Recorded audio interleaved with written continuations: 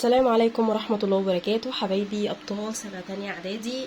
اتكلمنا قبل كده في الحاجات اللي احنا محتاجين نعرفها قبل ما ندخل تانية إعدادي، وعملنا زي كورس تأسيسي لحاجات مهمة جدا محتاجين نعرفها قبل ما ندخل تانية إعدادي. النهاردة إن شاء الله هنبتدي أول درس جبر في تانية إعدادي، الجذر التكعيبي للعدد النسبي. قبل ما ناخد الجذر التكعيبي للعدد النسبي اللي هو المكعب الكامل، عايزين نعرف مع بعض كده كام حاجة نفتكرهم مع بعض.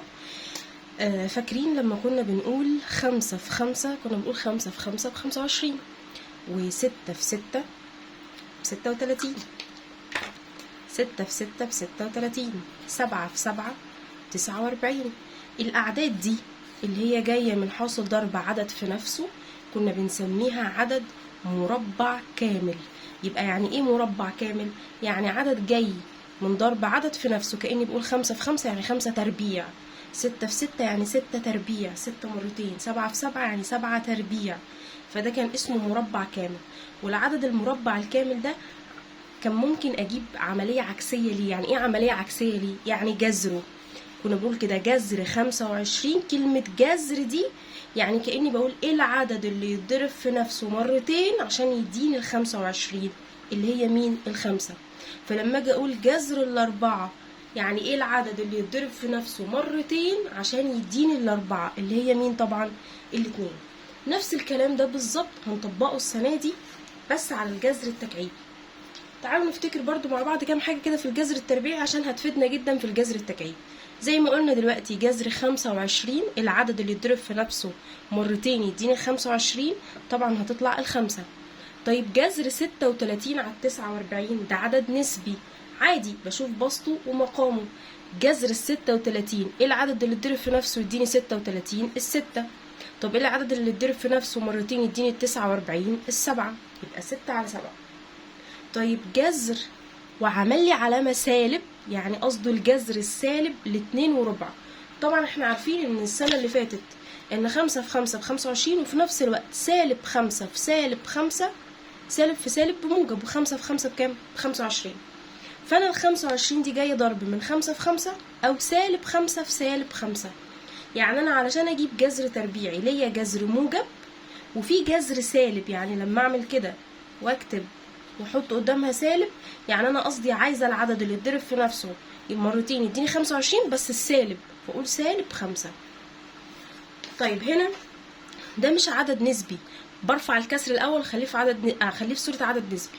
2 في 4 ب8، 1 9، يبقى 9 على 4. يبقى انا عايزه الجذر السالب لل9 على 4. طبعا سهله، جذر ال9 3 وجذر ال4 2، وهو عايز الجذر السالب يعني سالب 3 على 2. طب لما يسألني سؤال واضح وصريح كده بيقول لي الجذران التربيعيان للعدد 100، يعني عايز يقول لك جذر ال100 كام، بس عايز الجذرين يعني الموجب والسالب.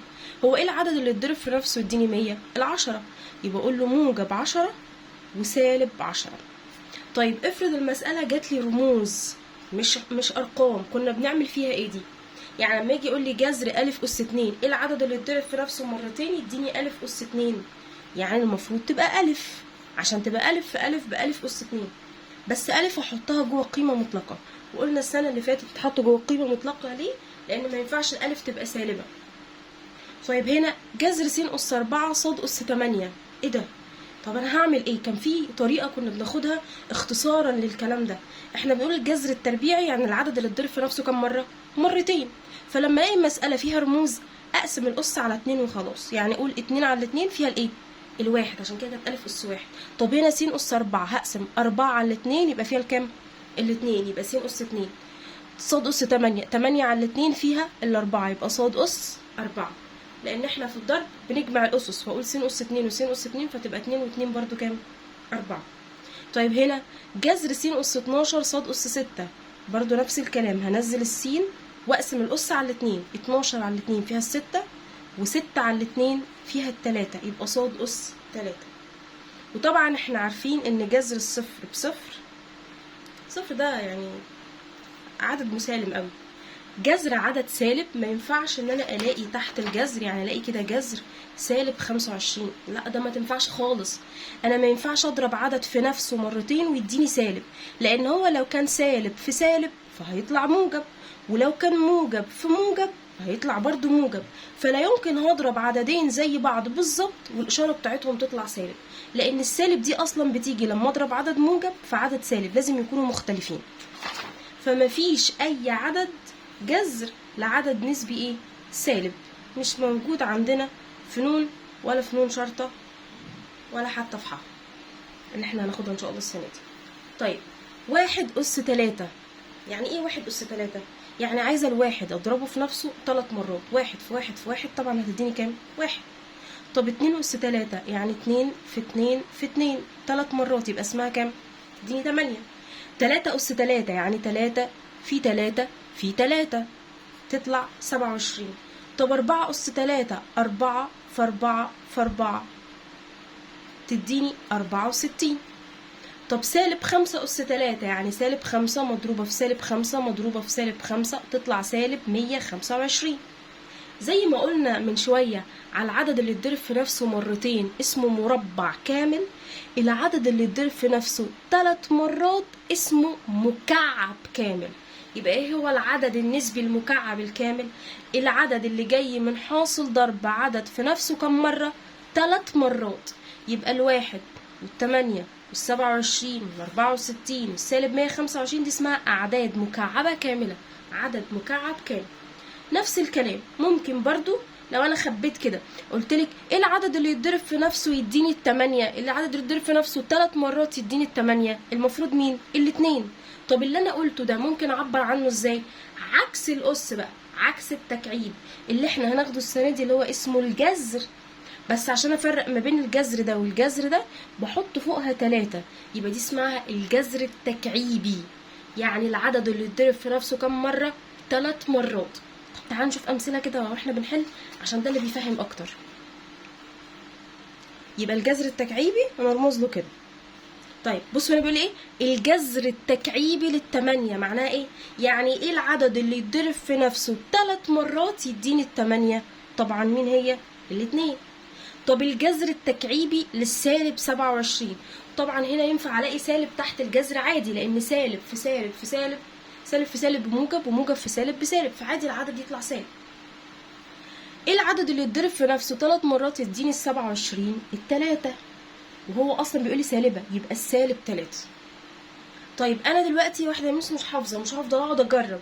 عندنا الاله الحاسبه، ومعلش بقى انا الاله الحاسبه بتاعتي دي قديمه عزيزه عليا قوي لان دي من ايام ثانوي وهي شغاله معايا، فاللي معاه 991 تمام، اللي معاه اقل او اكتر هتفي بالغلط. بنلاقي هنا تحت العلامة بتاعت الجذر دي في هنا كده علامة اهي الجذر التكعيبي دي، شايفينها؟ بدوس على زرار الشيفت وادوس عليها وتكتب لي الجذر التكعيبي كده. اكتب الجذر التكعيبي لل8 اهي طلعت لي 2 اهو. اكتب الجذر التكعيبي لل-64 اهو طلعت لي كام؟ -4. طبعا الجذر التكعيبي للصفر هيطلع كام؟ 0. طب لو عدد نسبي الجذر التكعيبي لل8 على 27 عادي سهله جدا زي الجذر التكعيبي التربيع. العدد اللي يتضرب في نفسه مرتين يديني 3 مرات يديني ال8 ال2.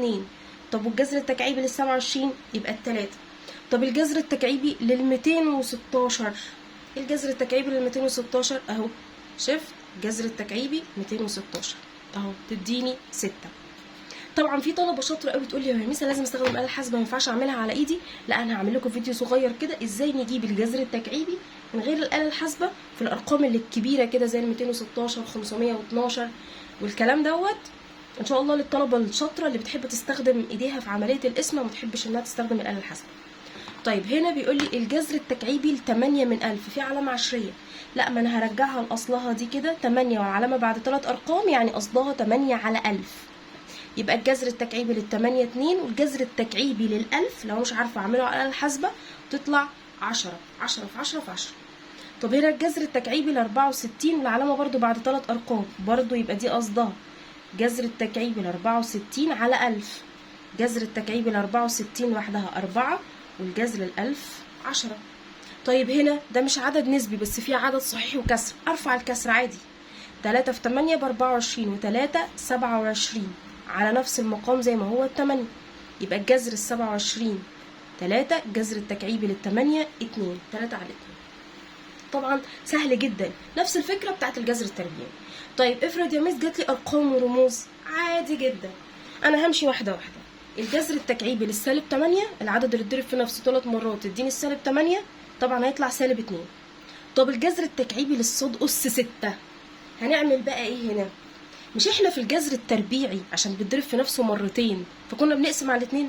طب هنا الجذر التكعيبي يعني بيتضرب في نفسه كم مره؟ 3 مرات، يبقى اقسم على 3.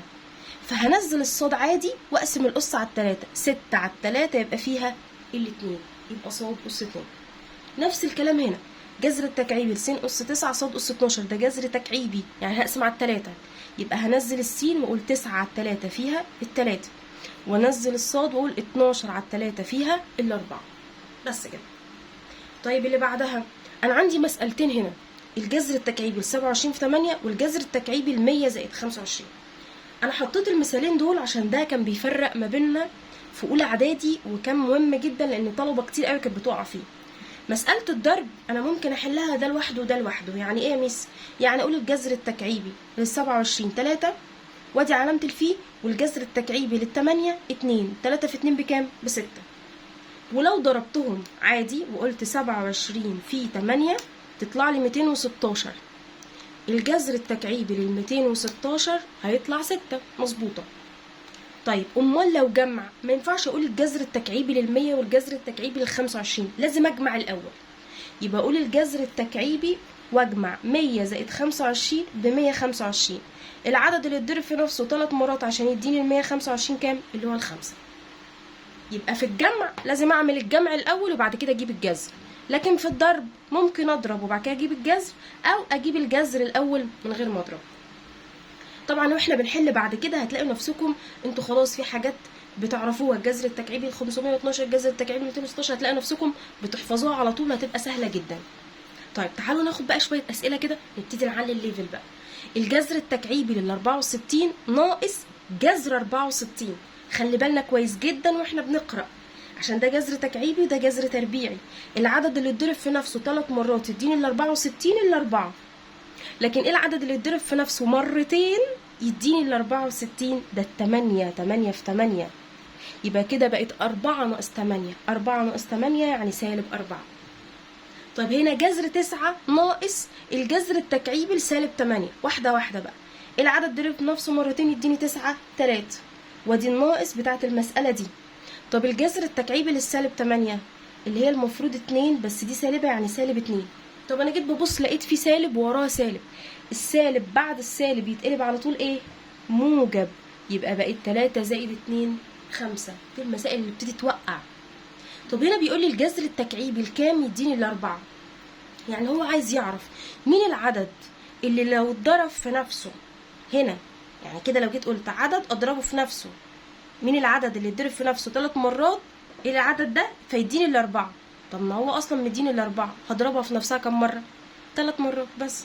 اقول 4 في 4 في 4 اللي هي بكام؟ ب64. خدوا بالكم بقى من حاجه مهمه قوي عايزين نقولها. لما الاقي النقط اللي انا عاوزاها دي في عندها جذر تكعيبي، اعمل الناحيه التانية العكس، يعني اعمله اس.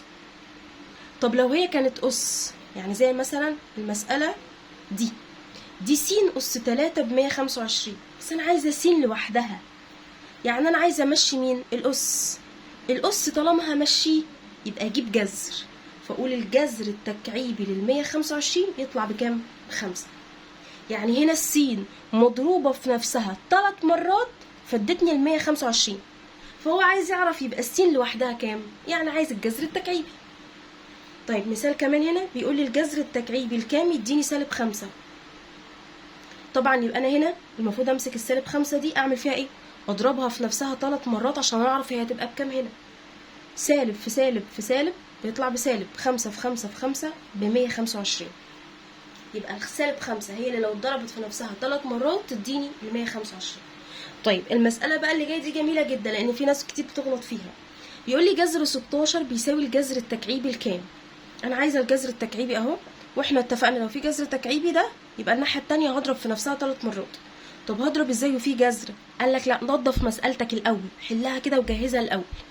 جذر ال16 يعني العدد ضرب في نفسه يديني 16، احنا عارفينها ب4. يبقى خلاص ما بقاش في جذر 16، بقت 4. 4 بتساوي الجذر التكعيبي الكام؟ ايه العدد اللي المفروض اضربه في نفسه 3 مرات عشان يديني ده؟ ما هو مديني الاربعة اصلا، يبقى ضربناها في نفسها 3 مرات فتبقى 64. طيب هنا ممكن بدل ما يحط لي نقط يحط لي س، يحط لي صاد، عادي مش فارقه معايا المساله، ما هي كده كده نقط، هو عايز الحته دي كأن هنا في نقط. هجهز مسألتي الأول. جذر ال25 ب5، وهنا في سالب، يبقى سالب 5. خلاص يبقى دي مشيت، بقت سالب 5. يبقى الجذر التكعيبي الكام؟ يديني السالب 5. يعني كأني بقول هضرب السالب 5 في نفسها كم مرة؟ 3 مرات، فتبقى سالب 125. طيب هنا بيقول لي الجذر التكعيبي لصاد بيساوي 3. يعني هنا عايز يعرف ايه العدد. هنا اهو اتضرب في نفسه 3 مرات فبقى 3. يبقى انا هرجع بقى اضرب ال3 في نفسها 3 مرات عشان اعرف كانت كام. 3 في 3 في 3 يبقى هتطلع بكام؟ 27. طيب تعالى نجيب نفس الكلام المسألة اللي بعدها. الجذر التكعيبي للسين أس 6. خلاص ده جذر تكعيبي وهنا في رمز، يبقى انا هنزل السين واقسم الأس على 3. المسألة بقت سهلة قوي. 6 على 3 فيها الكام؟ الاتنين، بقت س أس 2. طب لقيته بيقول لي بيساوي جذر كام؟ خد بالك ده جذر ايه؟ تربيعي، يعني المفروض العدد يتضرب في نفسه كم مرة؟ مرتين. يبقى انا المفروض امسك السين أس 2 دي اضربها في نفسها كم مرة؟ مرتين. هنزل السين، طبعا احنا عارفين في الضرب بنجمع الأسس، 2 و2 كام؟ 4. يبقى المفروض هنا كانت تبقى في س أس 4. طيب السؤال اللي بعده بيقول لي مكعب حجمه 64 سنتيمتر مكعب، عايز طول حرف. عايزين بس نفتكر حاجة، الحجم بتاع المكعب كان بيساوي طول الحرف في نفسه لام في لام في لام، اللي هي لام أس 3. يبقى أنا لما أحب أجيب طول الحرف، مش الحجم ده كان عدد مضروب في نفسه 3 مرات، يبقى أنا كأني بقولك ال64 دي كانت طول الحرف مضروب في نفسه مضروب في نفسه كم مرة؟ 3 مرات. يبقى ايه العدد اللي انا المفروض كنت اضربه في نفسه 3 مرات عشان يديني ال64؟ المفروض ال4. يعني انا كأني بجيب ايه؟ بجيب الجذر التكعيبي. يبقى لما اجي اجيب طول الحرف بتاع المكعب بجيب الجذر التكعيبي للحجم، ولازم نكون حافظين القانون ده كويس جدا. لو عايزه اجيب طول حرف المكعب يبقى الجذر التكعيبي للحجم، يبقى هقول الجذر التكعيبي لل64 اللي هي هتطلع 4 سنتي. طيب تعالوا نبتدي نحل أسئلة المعادلات في الجزئية دي. بس أنا عايزة أفكركم بحاجة، من 5 ابتدائي واحنا بناخد المعادلات لما يجي لنا مثلا سؤال س زائد 5 بيساوي 3، كنا بنعمل ايه؟ كنا بنقول الزائد بتعدي الناحية التانية تبقى ناقص، فأقول 3 ناقص 5. طب لو هي كانت ناقص، الناقص تعدي الناحية التانية تبقى زائد، علامة اليساوي دي اللي يعدي منها يتشقلب حاله. يعني لو هو زائد يبقى ناقص، لو ناقص يبقى زائد، لو ضرب يبقى قسمة، لو قسمة تبقى ضرب. تمام كده؟ طيب تعالوا نبص كده. هنا بيقول لي ايه؟ س أس 3 زائد 27 بيساوي 0. أول حاجة أنا همشي الزائد تروح الناحية التانية تبقى ناقص أو سالب يعني، فبقت سالب 27. وطبعا هنا 0 يعني ملوش أي لازمة. طب يا ميس دلوقتي أنا عايزة أجيب السين، يعني عايزة أمشي مين؟ الأس. خدوا بالكوا بقى، الأس عكسه جذر، يعني لما يعدي من اليساوي يتشقلب حاله، فبدل ما هو أس يبقى جذر.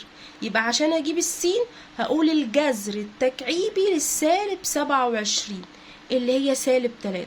يبقى مجموعة الحل هتطلع كام؟ سالب 3. يبقى الزائد أو الموجب يعدي يبقى سالب، والسالب يعدي يبقى موجب، الضرب يبقى قسمة، القسمة تبقى ضرب، الأس يروح جذر. طيب نيجي هنا لقينا 2 س أس 3. طبعا احنا عارفين دول مفيش ما بينهم حاجة معناها ضرب، فالضرب ده هيمشي الناحية التانية، لما يعدي الناحية التانية يعدي يبقى ايه؟ قسمة. يبقى س أس 3 بتساوي 54 على 2. 54 على 2 فيها الكام؟ 27. محتاجة امشي مين دلوقتي؟ الأس لما يعدي الناحية التانية يتشقلب حاله، فبدل ما هو أس يبقى جذر. يبقى الجذر التكعيبي لل27 اللي هو كام؟ 3. يبقى مجموعة الحل هتطلع 3. طيب تعالوا نبص على المسألة دي. 8 س أس 3 ناقص 7 بيساوي سالب 8. هنعمل ايه؟ اول حاجه انا بمشي الزائد او الناقص، فمحتاجه امشي السالب 7، يبقى هنزل دي زي ما هي وامشي السالب 7، السالب 8 واقفه في مكانها ملهاش دعوه بالموضوع، السالب يروح طبعا هيعدي يتشقلب حلو يبقى موجب، بقت سالب 8 وموجب 7، سالب 8 وموجب 7 يعني سالب 1. طب ما هي دي ضرب، الضرب يروح الناحيه التانيه يبقى قسمه، يبقى س أس 3 دي بتساوي سالب 1 على 8.